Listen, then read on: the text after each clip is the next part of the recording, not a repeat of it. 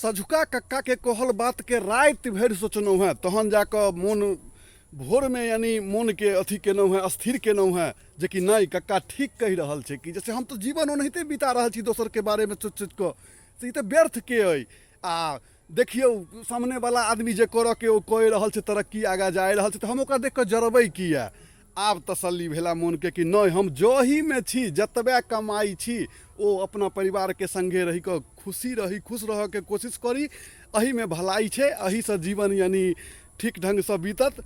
आ दोसर के बारे में देख कऽ चिंता करै छी व्यर्थ के, ओकरा देख कऽ जरि रहल छी व्यर्थ के रे। ओ अपन जे कर्म केने छै जै लगन से, ओहि लगन के फल ओ पाबि रहल छै, आ हम जे केने छी ओकर तऽ भोगना भोगि रहल छी, तऽ झूठे के ने ओकरा बारे में सोच सोच कऽ अपन दिन खराब कऽ रहल छी।